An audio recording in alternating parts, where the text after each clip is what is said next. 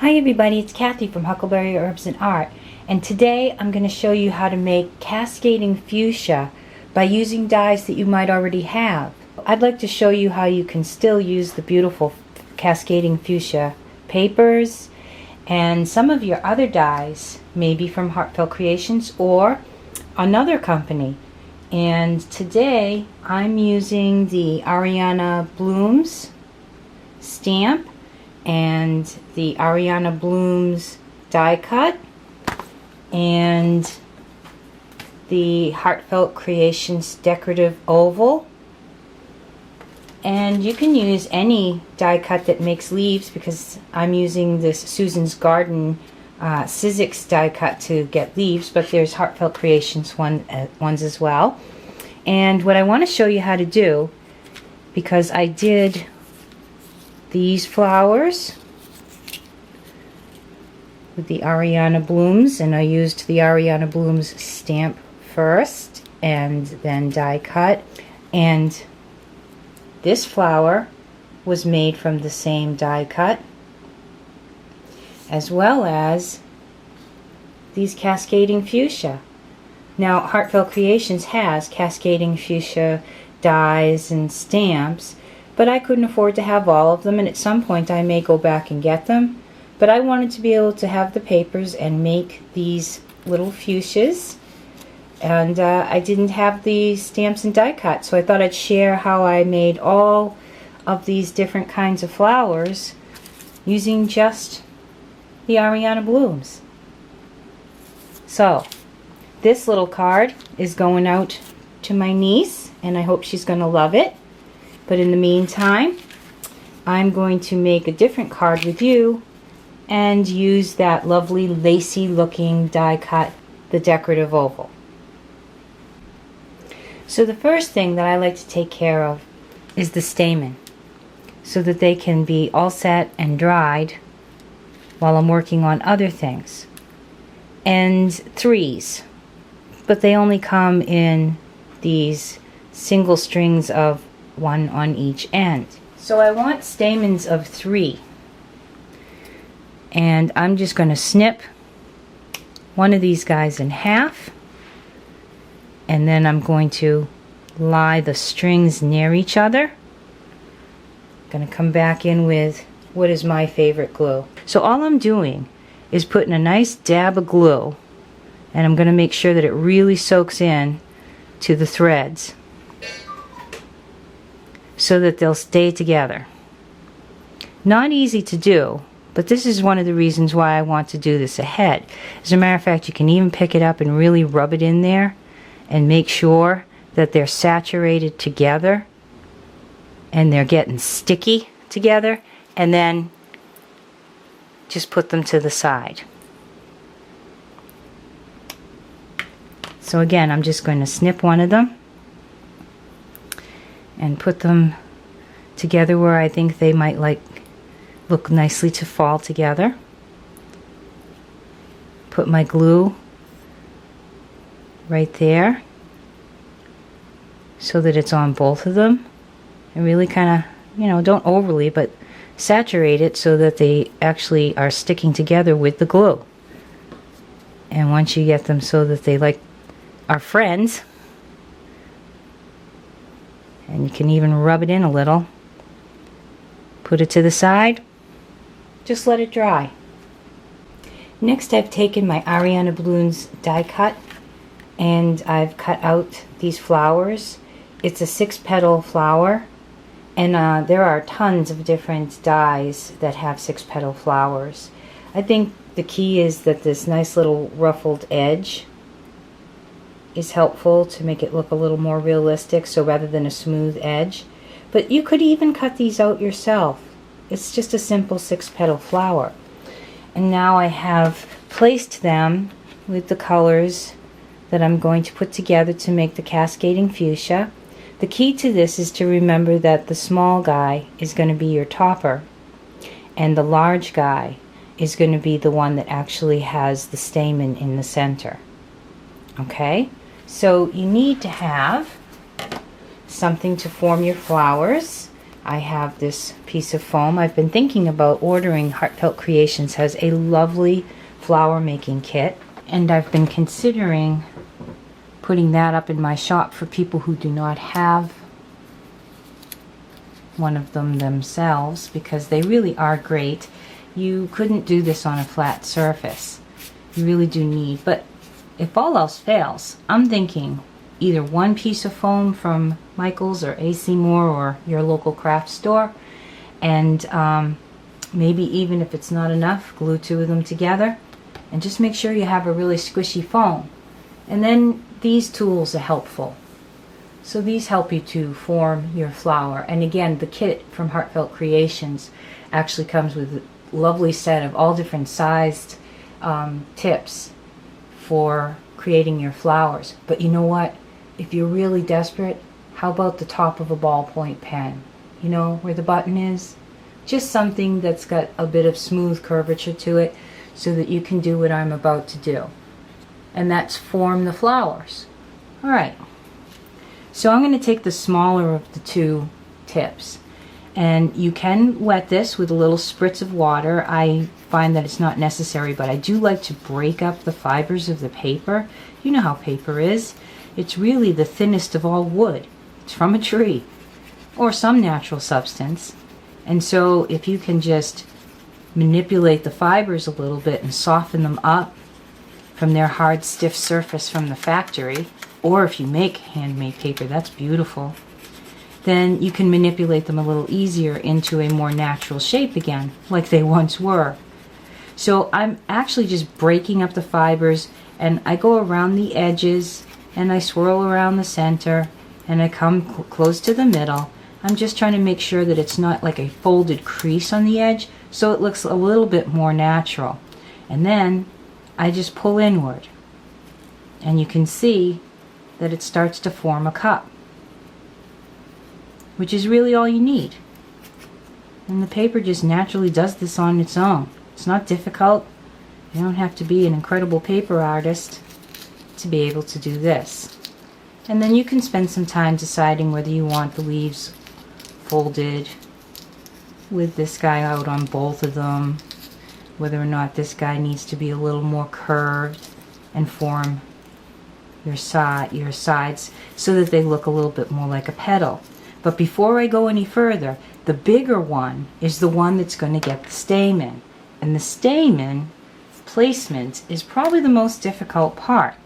So what I'm going to do is put my glue in here. And I'm going to put more than I would normally use. Normally you don't need but a touch of this glue to get this to stay. Then take the stamen, which you had glued together before, so you're not fumbling with three things here, but just the one thread. And then get it all gooped up in there, touch it around, get it where you want it, and begin to close the flower. An egg carton or something sitting near you would be very helpful at this point to keep it in place while it dried. It doesn't need much time, but just enough so that your stamen will stay. So I'm just going to lean it there while I do the top.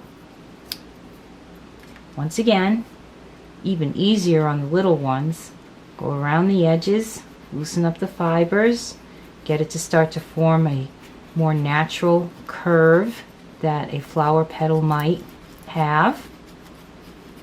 Pull it inward.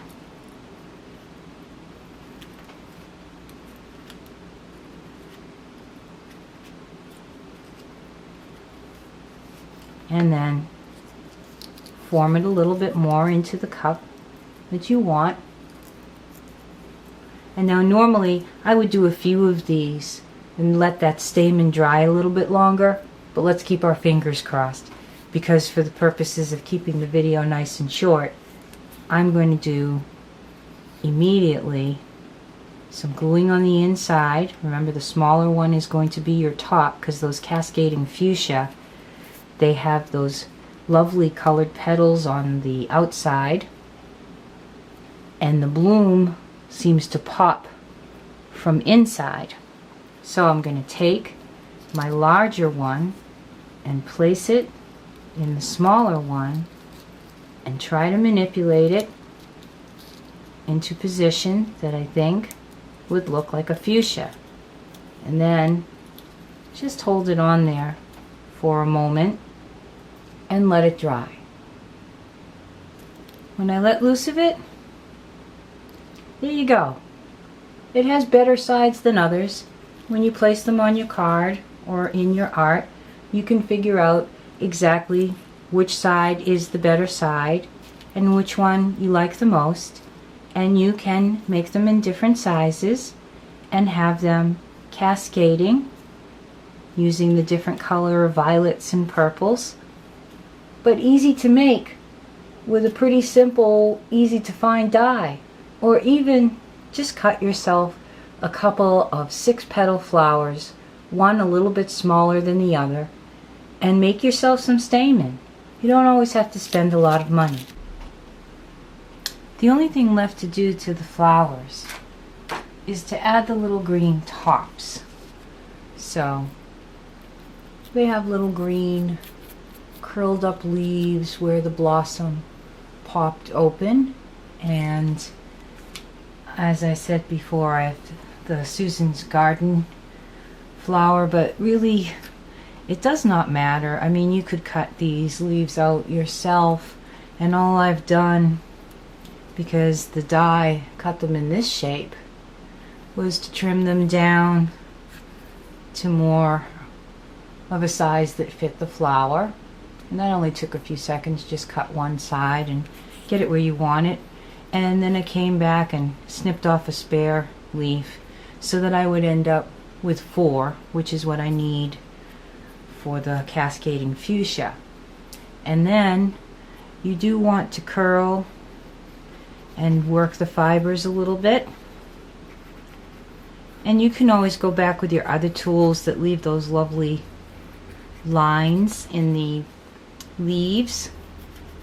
I'm not going to be too picky here on this one, because the whole point is that putting this entire grouping together, you can make the basic shape of a cascading fuchsia, and all the details, I'm sure all you very talented people can figure out what kind of details you would want.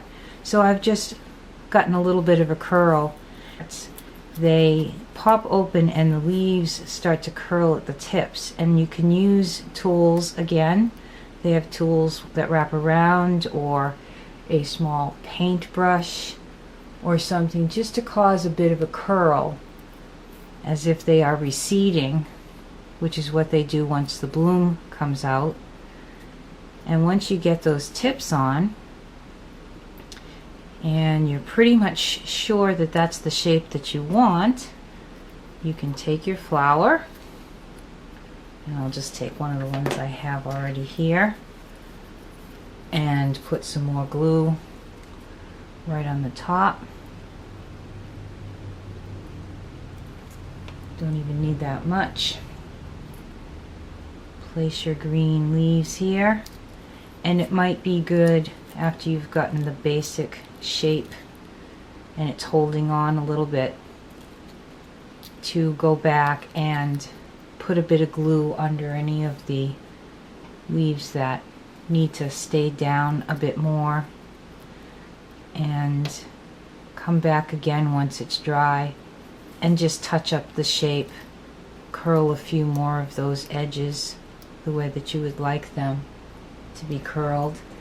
And of course, if you have the same kit that I do, you have a tool that can grab on to things and you can twist them, or you can use the point of your tool that we use to get our die cuts all cleaned out, or like I said, just a small paintbrush or something, just something to help you shape the flower.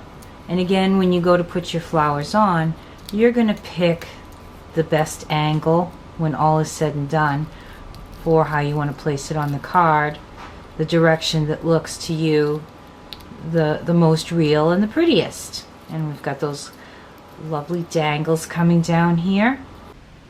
Okay, so I have gone to my die cut machine and I have cut a few of these from the oval, decorative oval. Isn't that a pretty die? Boy, I could just hang that on the wall and look at it. But as you can see, these are very lovely and lacy and intricate, and I'm sure there are a ton of things that you guys can think of to do with these. So I like to cut a few of things when I have the die out.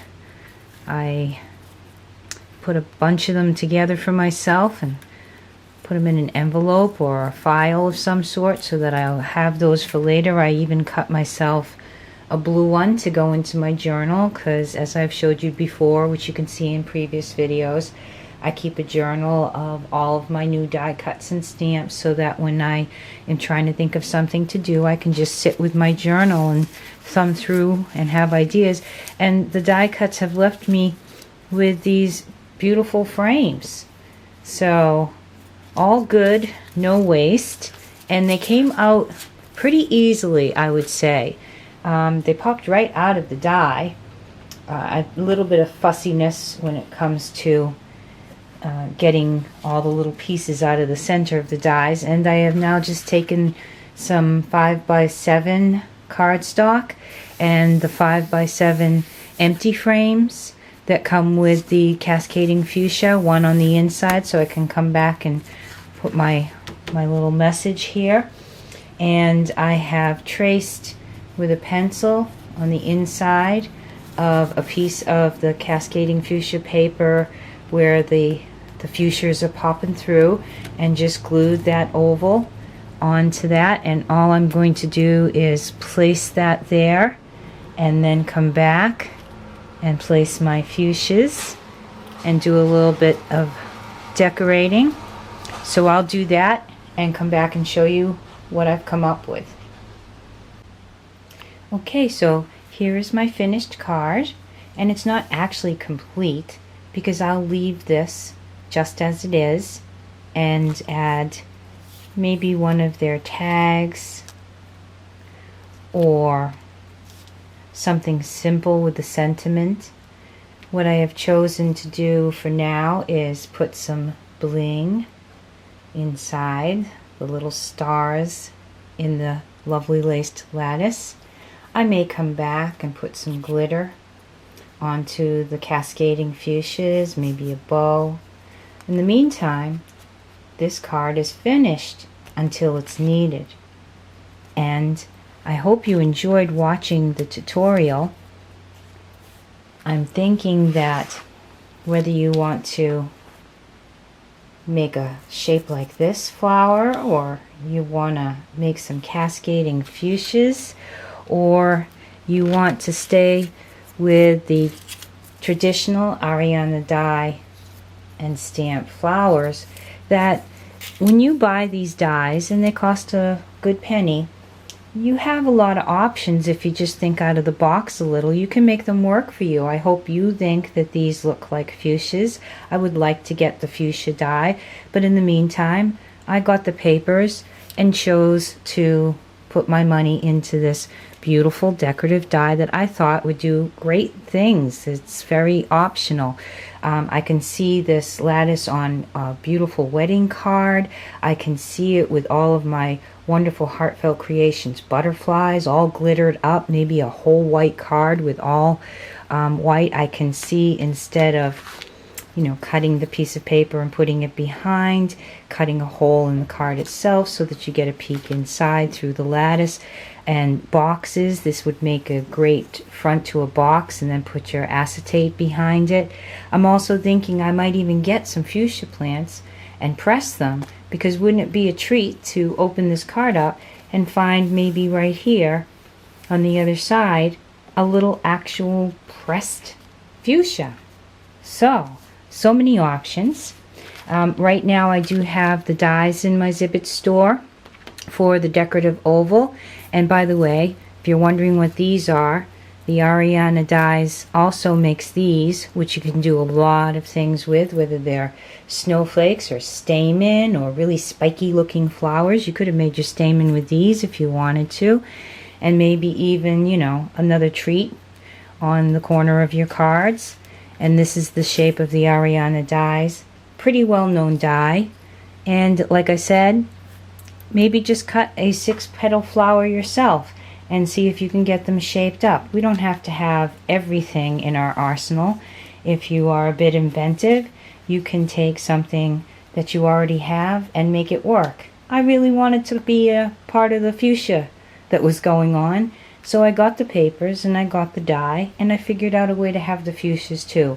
In the future I might go back and order them. So whether you're reshaping leaves that you already have or changing flowers into different forms, think outside of the box and see if you can find a way to make your dies and your stamps and your equipment work for you. I hope you enjoyed the tutorial. You can find this decorative stamp and the Ariana blooms and the papers in my shop. And anytime that you have something that you would like to get from Heartfelt Creations, please just send me a message at huckleberryherbsandart7, the number 7, at gmail.com, or PM me, and I will get it for you with my next order if it's possible.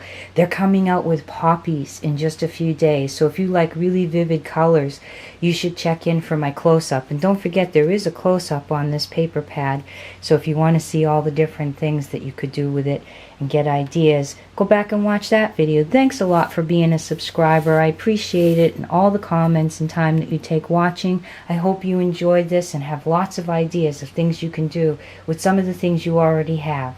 Till next time, everybody, this is Kathy from Huckleberry Herbs and Art. God bless.